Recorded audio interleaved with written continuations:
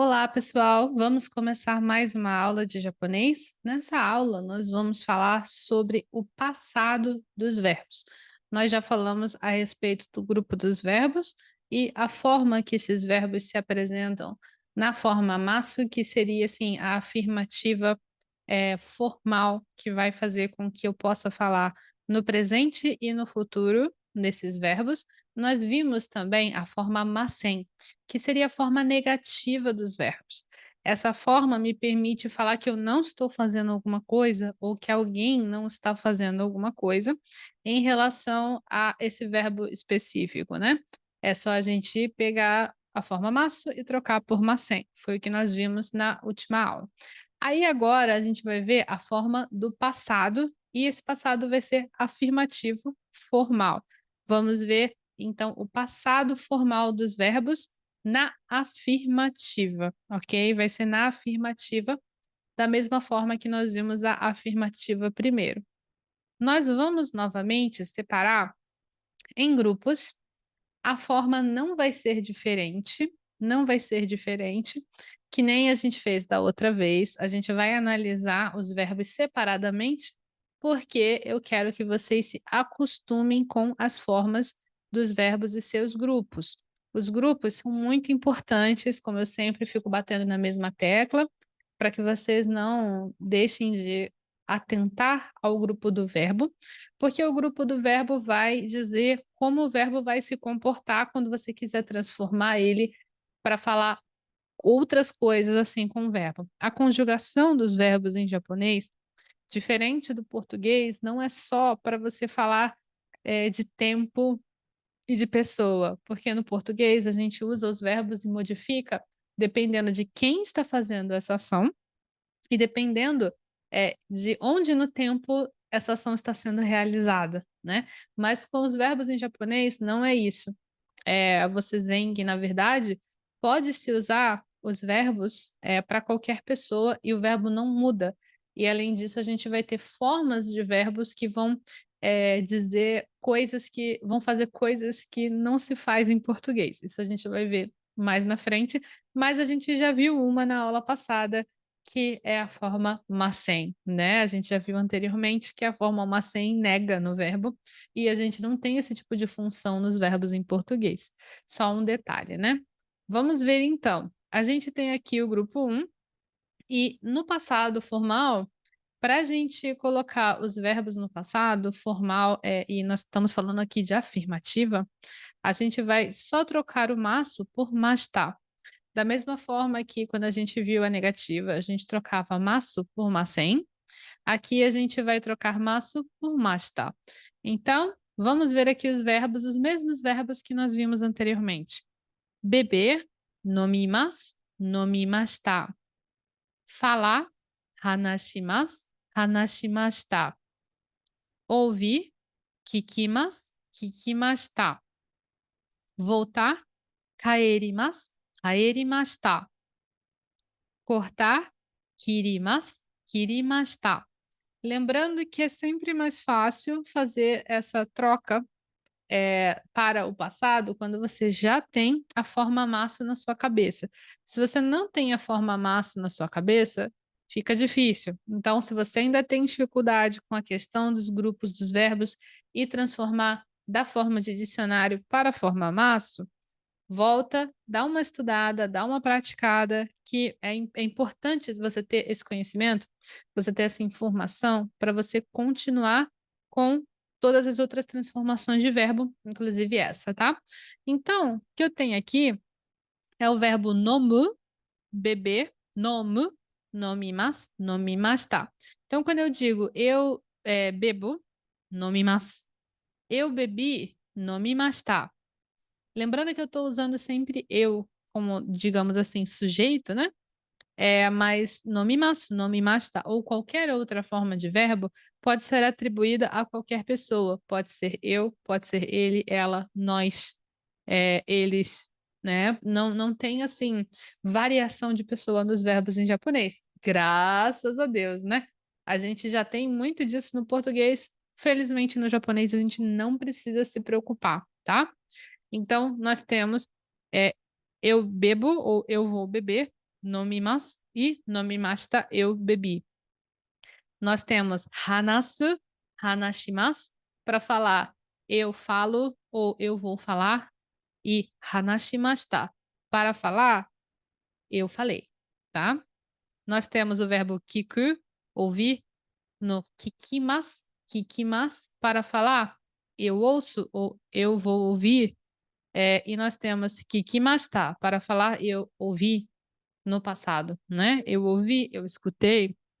Nós temos o verbo voltar, kaeru, que vira kaerimasu na forma mas. Kaerimasu na forma mas, ele está querendo dizer eu vou voltar ou eu volto. Por exemplo, volto amanhã, né? Eu posso falar ashita kaerimasu, eu volto amanhã. E kaerimashita, voltei, voltei. Lembrando que esse cair, voltar, é voltar para um ponto de origem, né? A sua casa, o seu país, a sua terra natal. A gente não usa isso para, eu vou voltar na loja rapidinho, tá? Cortar, kiru, forma masu, kirimasu, que vai ser eu corto ou eu cortarei, né? Eu vou cortar. E kirimashita fica no passado, cortei, né? Cortei. Esse kiro é uma palavra cortar, assim, genérica, né? Serve para cortar várias coisas, né? Cortar a carne, cortar os legumes, cortar o papel, né? A gente usa para várias coisas. E esse é o grupo 1 no passado formal, lembrando que esse passado é afirmativo. Muito fácil, né? Da mesma forma que com uma sem, a gente só trocou o maço por uma outra coisa, no caso aqui pelo masta. Agora vamos ver o grupo 2. No grupo 2 não vai ter nenhum tipo de mudança do que a gente viu até agora. A gente vai pegar o maço e vai trocar pelo masta da mesma forma. Lembrando que o grupo 2 é aquele grupo que todos os verbos terminam em ru, tá? Todos os verbos no grupo 2, na forma de dicionário, é claro, terminam em ru. Eu espero que a essa altura das aulas você já tenha pegado o costume desses termos. Forma de dicionário, forma maço, grupo de verbo, é muito importante você saber essas definições, tá? Se tiver alguma coisa te confundindo, eu acho melhor você voltar e reassistir as aulas iniciais de verbo, ok? Vamos lá. Nós temos aqui no grupo 2, eu trouxe os mesmos verbos que nós vimos antes. Por exemplo, o verbo comer, que nós originalmente temos taberu, terminando com ru, né? Forma masu, tabemasu, fica tabemashita. Dormir, nemasu, nemashita. Acordar, okimasu, okimashita. Vestir, kimasu, kimashita. Ensinar, oshiemasu, oshiemashita. Muito fácil, né, gente? Agora imagina se vocês tivessem que ficar transformando tudo, passando para todas as pessoas. Imagina se cada um desses, em cada pessoa, eu, você, ele, ela, tivesse que mudar tudo, né? Ainda bem que não precisa, né? Vamos ver aqui. Eu tenho comer, forma de dicionário taberu. Tabemasu seria eu vou comer ou eu como, né? A forma masta, tabemashita, eu comi. Dormir, que a forma de dicionário é neru, a gente tem nemasu, que seria eu durmo ou eu vou dormir. E nós temos a forma masta, nemashita, nemashita, que é eu dormi, né? Dormi. Nós temos acordar, a forma de dicionário okiru, okiru. E nós temos como forma masu okimasu. Okimasu a gente vai usar para dizer eu acordo ou eu vou acordar, tá? E agora na forma masta, okimashita. Okimashita é para dizer eu acordei, acordei. Depois nós temos vestir, kiru, é a forma de dicionário kiru, fica kimasu, eu visto ou eu vou vestir. E aí nós temos a forma masta, kimashita. Kimashita, eu vesti, eu vesti. Depois, ensinar, seria oshieru, que na forma masu fica oshiemasu. E oshiemasu vai querer dizer eu ensino ou eu vou ensinar. Oshiemashita é a forma mashita e quer dizer eu ensinei. Lembrando que eu estou colocando eu, mas tanto faz a pessoa, tá? É porque nos verbos do português a gente é obrigado a denunciar a pessoa no verbo, né? Justamente por isso a gente não usa, a gente fica excluindo às vezes o eu, né? A gente não fala, tipo, necessariamente eu acordo, principalmente quando a gente responde pessoas, né? Você acorda cedo? Acordo. Você veste saia? Visto. Você ensina japonês? Ensino. A gente não fala eu ensino, eu visto, eu acordo necessariamente, né? Porque não precisa, porque o verbo já está indicando, né? Exatamente qual é a pessoa, de que pessoa nós estamos falando, né? Apesar disso não existir em português, a exclusão desse sujeito, né? A ocultação desse sujeito é muito usado também. A gente vai ver isso quando olhar frases, né? Com verbos, mais frases com verbos. Vamos então para o grupo 3. O grupo 3 é aquele grupo que só tem, né, dois verbos, mas será que são dois? Ele é assim, né? Nós temos o verbo kuru e o verbo suru, que são os verbos, digamos, principais, né, desse grupo. E depois nós temos variações de verbos com suru, que seria fazer, fazer a coisa, fazer alguma coisa, né? E aqui, gente, nesse caso, o que nós temos são muitos verbos de suru. Eu coloquei alguns exemplos aqui, mas só para deixar bem claro, esses não são os únicos verbos de suru, temos muitos outros verbos de suru, tá? Então, vão todos seguir a mesma regra. Vamos ver aqui. Nós temos kimas, vir, kimashita. Shimas, fazer, shimashita. Benkyou shimasu, estudar, benkyou shimashita. Ryoukou shimasu, viajar, ryoukou shimashita. Ryori shimasu, cozinhar, ryori shimashita. Muito fácil. Também é só trocar o maço pelo mashita. Aí, galera, uma coisa importante aqui é a gente ver como usaria na prática, né? O que que a gente quer dizer com cada um.